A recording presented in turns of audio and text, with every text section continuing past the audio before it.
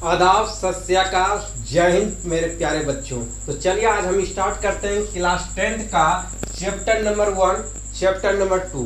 जैसे कि आप लोगों को थंबनेल से ही मालूम चल गया होगा कि हम इस क्लास में क्या बताने वाले हैं। तो इस क्लास में आप लोगों को हम परावर्तन, प्रकाश का परावर्तन और प्रकाश का अपवर्तन, इन दोनों चैप्टरों से बनने वाले महत्वपूर्ण क्वेश्चनों को आज हम समझेंगे डिटेल में। तो चलिए, देर किसी बात की नहीं होनी चाहिए और शुभ काम में ज़्यादा लेट भी नहीं होनी चाहिए। तो दिल थाम के आप लोग बैठिए और चलिए हम स्टार्ट करते हैं। और इन सभी क्वेश्चनों को सोल्व भी करवाएंगे, समझाएंगे भी। और आप हर सभी शिक्षकों से आप पढ़े होंगे और आप समझे भी होंगे, लेकिन एक बार हमसे तो समझ कर देखें। तो देखिए, पहला क्वेश्चन आपका है, प्रकाश का परावर्तन का परिभाषा तथा नियमों को लिखें। प्रकाश का परावर्तन का परिभाषा, प्रकाश का परावर्तन का परिभाषा तथा उनके नियमों को लिखें। इसमें आपका दो क्वेश्चन है। इसी प्रकार से बोर्ड एग्जाम में क्वेश्चनों को बनाया जाता है। तो क्वेश्चन बहुत ही आसान है और आप लोग जवाब भी दे दोगे।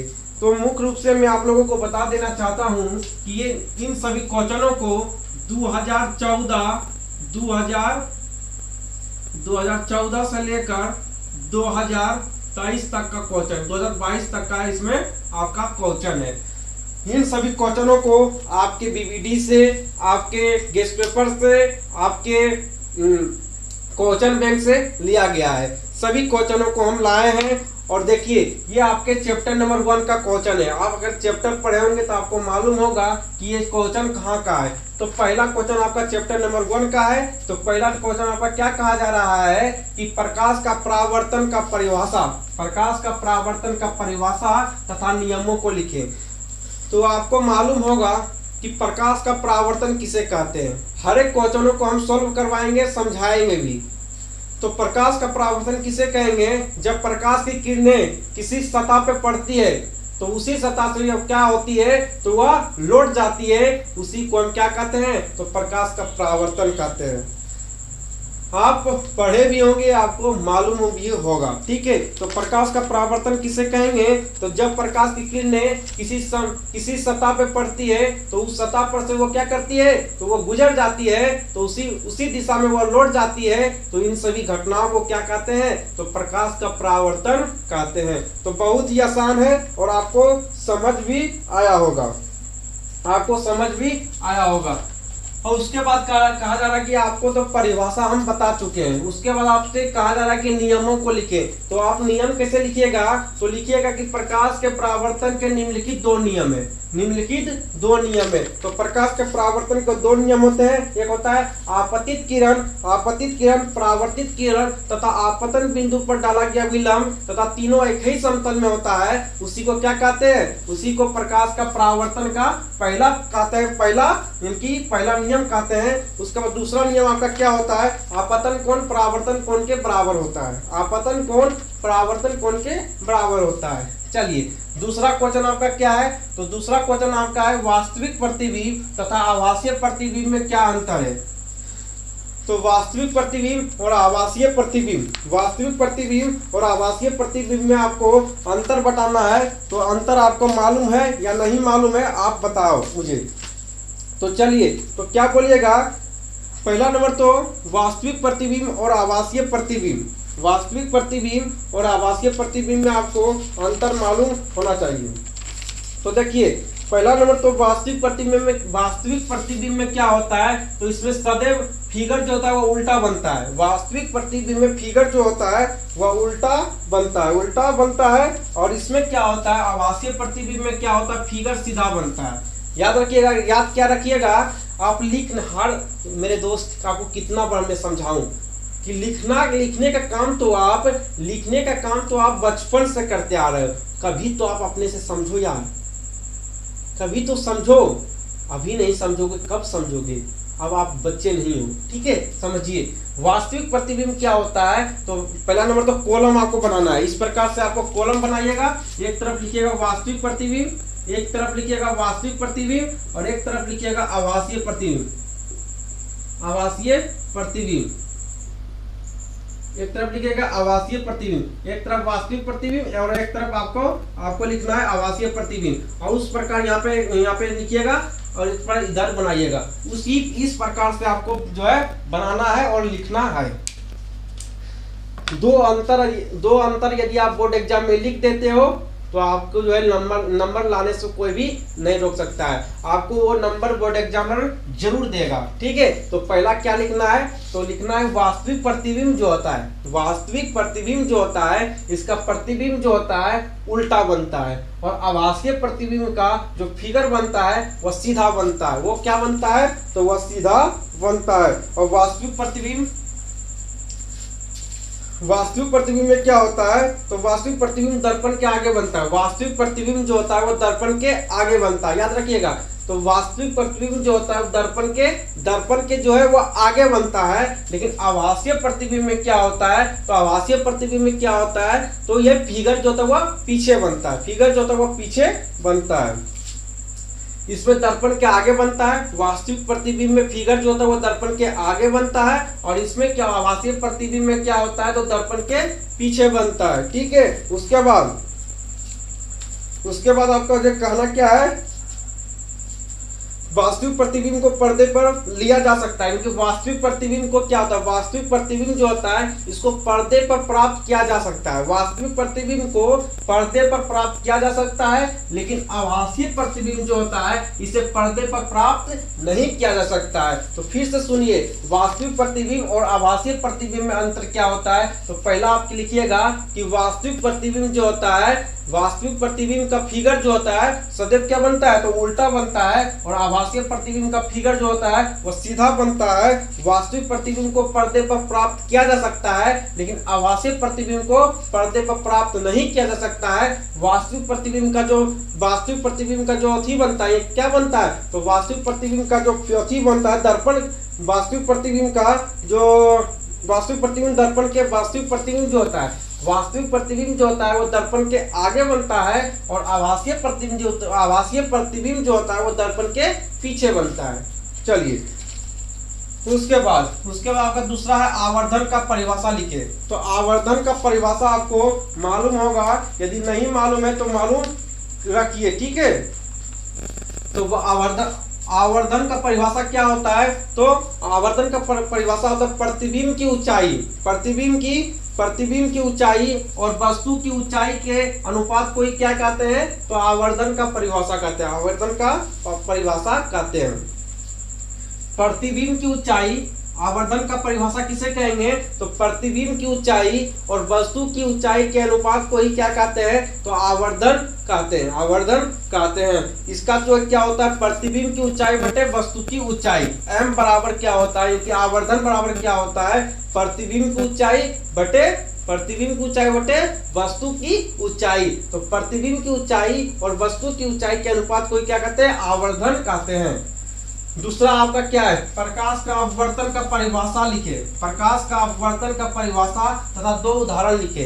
तो प्रकाश के देखिए चैप्टर नंबर 1 से जो भी क्वेश्चन बनेगा उसको हम समाप्त कर दिए। ये तीन क्वेश्चन से आपका ज्यादा नहीं बनेगा। चलिए, उसके बाद आपका है प्रकाश का अपवर्तन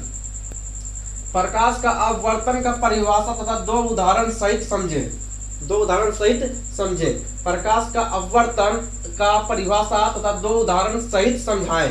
तो प्रकाश का अपवर्तन को समझाना है और प्रकाश का अपवर्तन को समझाकर उसमें दो उदाहरण को आपको देना है। तो दो उदाहरण बहुत हो जाएगा। तो क्या बोलिएगा आप, तो ये बोलिएगा कि ये प्रकाश का अपवर्तन किसे कहेंगे, जब प्रकाश की किरणें एक माध्यम से दूसरे माध्यम में जाता है तो वो क्या होता है, तो पुनः अपने पथ से विचलित हो जाता है, उसी को प्रकाश का अपवर्तन कहते हैं।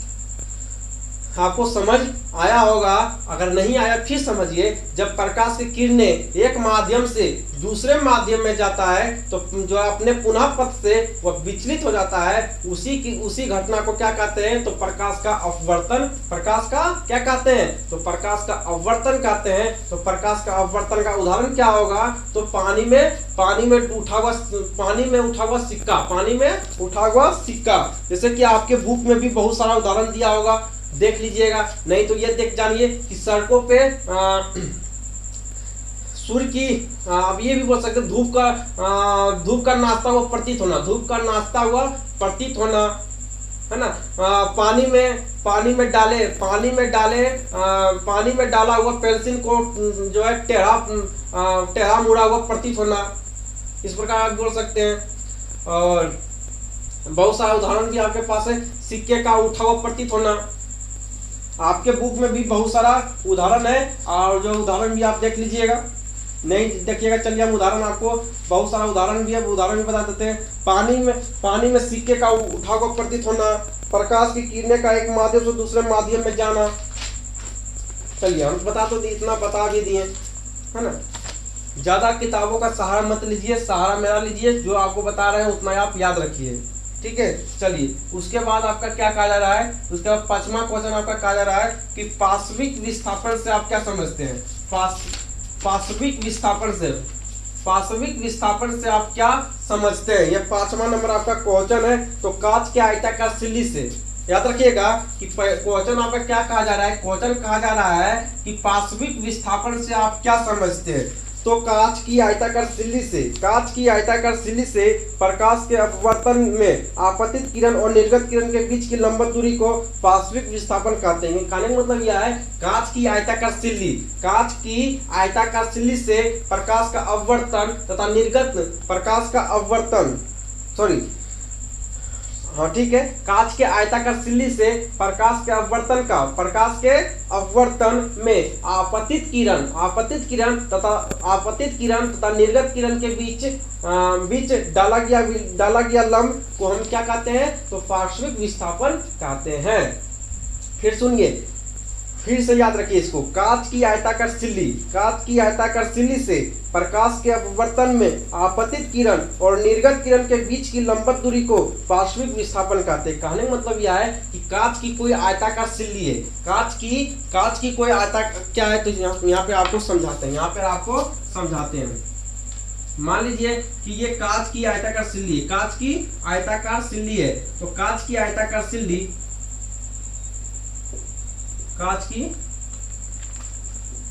सिल्ली ये है आपका कांच की आयताकार सिल्ली। तो कांच की आयताकार सिल्ली से प्रकाश के अपवर्तन और आपतित किरण और निर्गत किरण, कांच की आयताकार सिल्ली से प्रकाश के अपवर्तन के आपतित किरण और निर्गत किरण के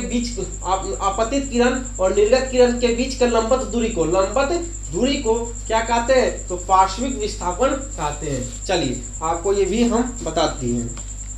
उसके बाद आपका है 6वां नंबर क्वेश्चन आपका कहा जा रहा है कि आपेक्षिक अपवर्तन को परिभाषित करें। तो आपेक्षिक अपवर्तन को परिभाषित करें, ये आपके बोर्ड एग्जाम में बहुत बार क्वेश्चन ये पूछा गया है।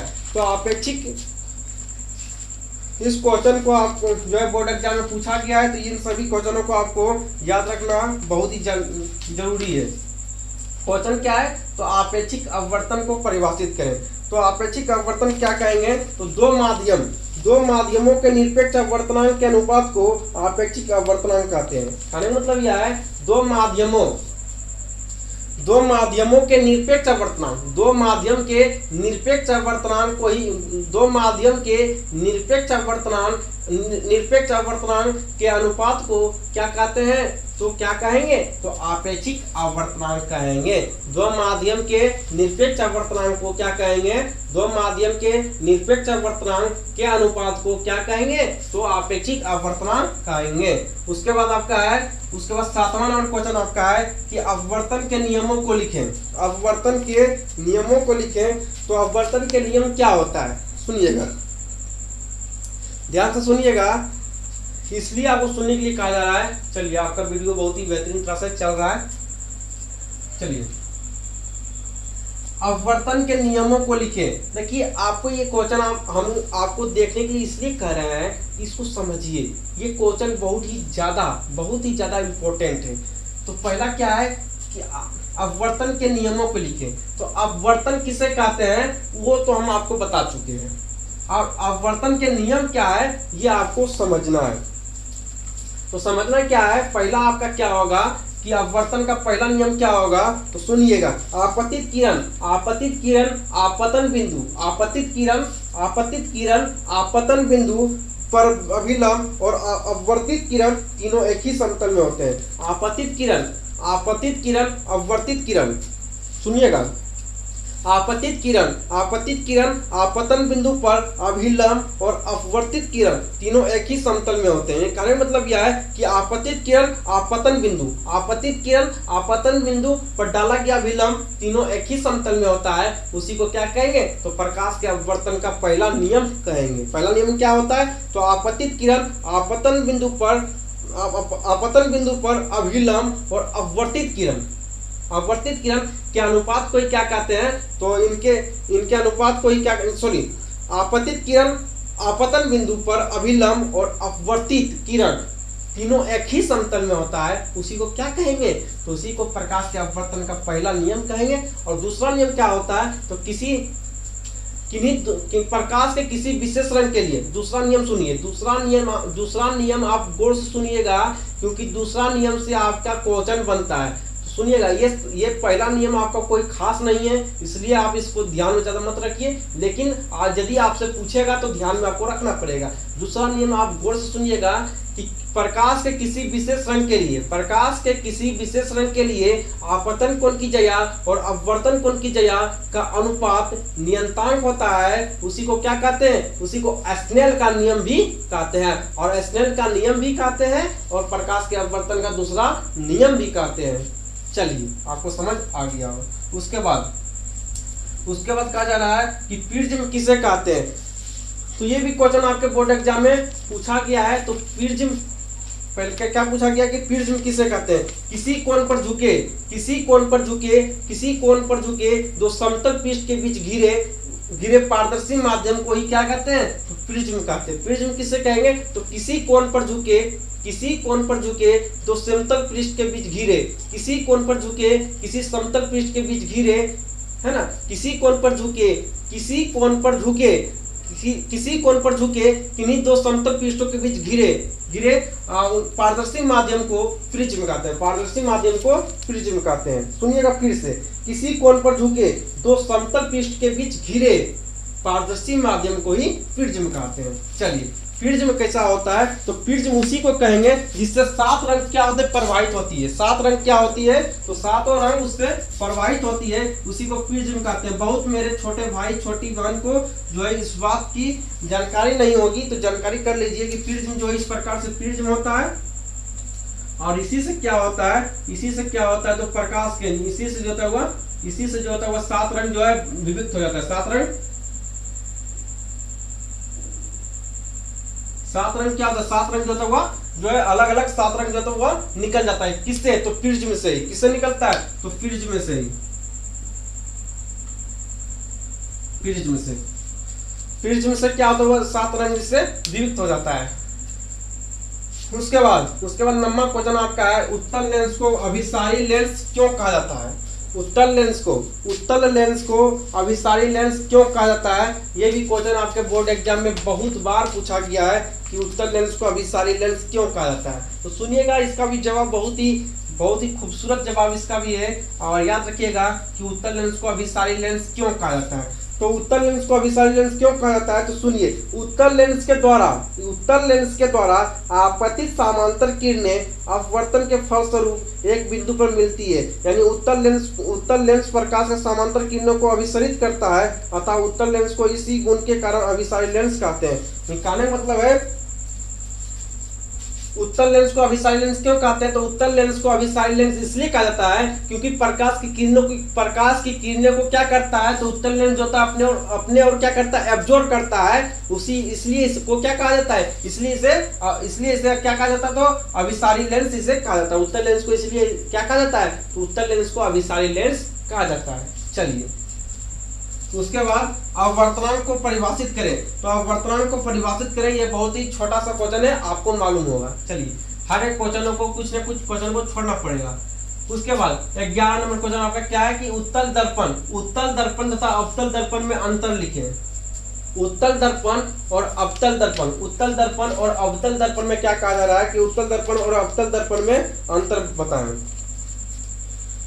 देखिए चलिए, उत्तल दर्पण और अवतल दर्पण में क्या करते हैं, आपको अंतर बताते हैं। तो पहला आप अंतर लिखिएगा कि पहला, उसी प्रकार आप एक तरफ उत्तल दर्पण लिखिएगा, एक तरफ उत्तल दर्पण और एक तरफ आपको लिखना है अवतल दर्पण। तो पहला आप लिखिएगा कि इसमें प्रतिबिंब छोटा बनता है। उत्तल दर्पण में क्या होता है कि उत्तल दर्पण जो होता है, उत्तल दर्पण में प्रतिबिंब जो होता है वो छोटा बनता है, और अवतल दर्पण में क्या होता है, प्रतिबिंब बड़ा बनता है। याद रखिएगा, उत्तल दर्पण में प्रतिबिंब छोटा बनता है और अवतल दर्पण में प्रतिबिंब बड़ा बनता है। और उत्तल दर्पण में क्या होता है, सीधा प्रतिबिंब बनता है, और अवतल दर्पण में जो होता है उल्टा प्रतिबिंब बनता है।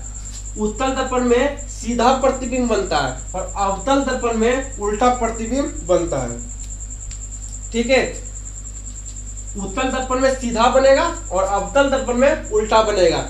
और आपसे ये आप लोगों का एक भी सवाल होगा कि भैया अवतल दर्पण में सीधा उल्टा दोनों बनता है। याद रख लिए, जब आपको मालूम है तो याद रख लो ना कि उत्तल दर्पण में अवतल दर्पण में सीधा उल्टा दोनों बनता है। हम तो क्या बोल रहे हैं, हम क्या आपको बता रहे हैं कि उत्तल दर्पण में क्या बनता है, तो उत्तल दर्पण में सीधा प्रतिबिंब बनेगा, उत्तल दर्पण में सीधा प्रतिबिंब बनेगा और अवतल दर्पण में उल्टा प्रतिबिंब बनेगा। आपको सीधा प्रतिबिंब बनता है तो सीधा प्रतिबिंब आप याद रख ली। चलिए, दो को बता दीजिए।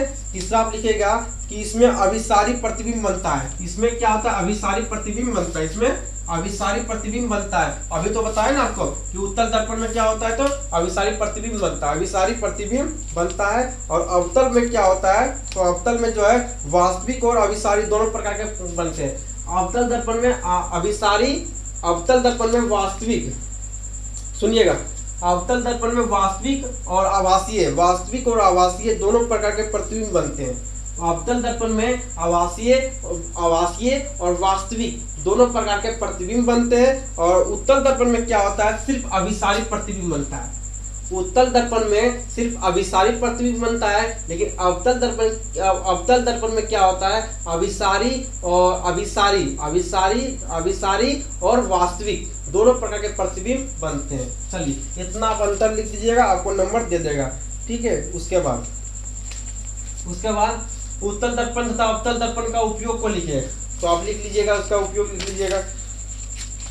चलिए, नहीं लिख पाओगे तो बता देते हैं। उत्तल दर्पण का उपयोग बताते हैं, अवतल दर्पण का उपयोग बताते हैं। पहला नंबर तो उत्तल दर्पण का उपयोग क्या होता है, पक्ष दृष्टि दर्पण के रूप में, पक्ष दृष्टि दर्पण के रूप में, यानी कि पीछे जो है चीजों को देखने के लिए प्रयोग करते हैं उत्तल दर्पण का। याद रखिएगा कि उत्तल दर्पण का उपयोग वाहनों के पक्ष दृष्टि दर्पण के रूप में किया जाता है। कि उत्तल दर्पण का उपयोग जो होता है वो पक्ष दृष्टि दर्पण के रूप में किया जाता है। और अवतल दर्पण का उपयोग क्या होता है, पहले उत्तल का सुनिएगा, पहले उत्तल का आप सुनिए। उसके बाद तो उत्तल का हो गया, उसके बाद उत्तल का पहला हो गया। उसके बाद बाजारों व गलियों में लगे लैंपों का प्रकाश जो उत्तल दर्पण में प्रतिबिंब होकर अपसारी किरणें पुंज के रूप में सड़क के काफी क्षेत्र को प्रकाशित करता है। छोड़िए सब, कोई दिमाग उतना मत लगाइए, इतना याद रखिए कि उत्तल दर्पण का उपयोग जो होता है वो पक्ष दृष्टि दर्पण के रूप में किया जाता है, पहला। और उसके बाद दूसरा याद रखिएगा कि छपाई के छोटे छोटे अक्षरों को पढ़ने के लिए, छपाई के जो छपा हुआ चीज रहता है, छपाई के छोटे छोटे अक्षरों को पढ़ने के लिए उत्तल दर्पण का उपयोग करते हैं। चलिए, दो अंतर आप लिख दिए, बहुत हो गया। अब सुनिए अवतल दर्पण का उपयोग सुनिए। तो अवतल दर्पण का उपयोग क्या होता है, तो सुनिएगा कि दाढ़ी बनाने में अवतल दर्पण का उपयोग करते हैं, है ना। सैलूनों में अवतल दर्पण का उपयोग करते हैं, है ना। और रोगी का नाक कान, है ना, नाक हो गया, कान हो गया, गले हो गया, है ना, इत्यादि चीजों को देखने के लिए जो होता है क्या करता है, तो डॉक्टर जो होता है वो अवतल लेंस का प्रयोग करता है, अवतल दर्पण का प्रयोग करता है। चलिए, आपको मालूम चल गया। उसके बाद 13 नंबर क्वेश्चन है कि उत्तल लेंस का अवतल लेंस का पहचान कैसे करेंगे। तो उत्तल लेंस और अवतल लेंस का पहचान कैसे करेंगे आपको मालूम होगा, मालूम कर लीजिएगा। ठीक है, उसके बाद प्रकाश पुंज क्या है, बताइए कितने प्रकार के होते हैं। तो प्रकाश पुंज क्या है, ये कितने प्रकार के होते हैं। तो प्रकाश पुंज आपको मालूम होगा, नहीं मालूम है तो आप जान लीजिए कि किरणों के समूह को प्रकाश पुंज कहते हैं। कहने मतलब यह है किरण के समूह को प्रकाश पुंज कहा जाता है। किरण के समूह को प्रकाशपुंज कहा जाता है, और किरण के समूह को प्रकाशपुंज कहा जाता है। और प्रकाशपुंज कितने प्रकार के होते हैं? तो प्रकाशपुंज जो होता है वो 3 प्रकार के होते हैं। एक होता है अपसारी होता है, दूसरा अभिसारी होता है, और तीसरा आपका समांतर होता है। तो चलिए, ये 14 क्वेश्चन आपकी जो है चैप्टर नंबर 1 और चैप्टर नंबर 2 से मिलकर बना है, और आशा नहीं पूर्ण विश्वास है कि आपको बहुत बेहतरीन तरह से आपको समझ में आया होगा, और इससे बाहर एक भी क्वेश्चन आपका नहीं बनेगा। तो मिलते हैं नेक्स्ट वीडियो में, तब तक के लिए बाय बाय, टेक केयर, जय हिंद।